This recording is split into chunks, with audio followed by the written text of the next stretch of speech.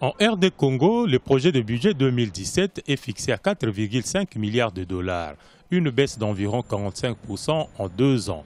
Le budget national avait atteint pour la première fois la barre de 9 milliards de dollars en 2015, une période marquée par une forte croissance économique autour de 10%. Si la chute des prix des matières premières enregistrée au début 2015 est la cause de la baisse du budget 2016, passé de 8 à 6 milliards et moins de 5 milliards en 2017 pour les citoyens rencontrés dans la rue, d'autres raisons l'expliquent.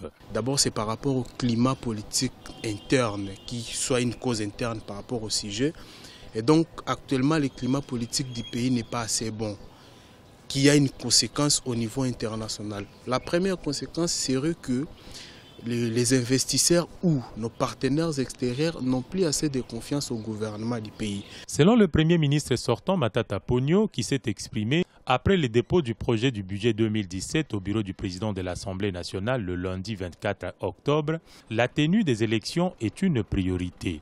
Pour les économistes, cette baisse dramatique du budget national porte un message dangereux pour les pays. Partir d'un budget de 9 milliards à 4 milliards et demi, il faut se poser la question de savoir mathématiquement quel est le message que vous êtes en train d'envoyer aux citoyens. Ça veut dire qu'en fait, vous avez souffert parce que notre budget était très petit par rapport à la taille du pays, au nombre des gens.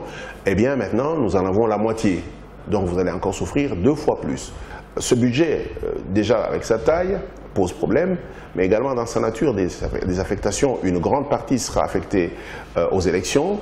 La question que les gens se posent, c'est de savoir est-ce qu'un pays peut vivre pour simplement organiser les élections? Une réduction du budget de cette ampleur laisse entrevoir le doute sur le développement économique pour un pays qui se fixe comme objectif l'émergence d'ici 2030.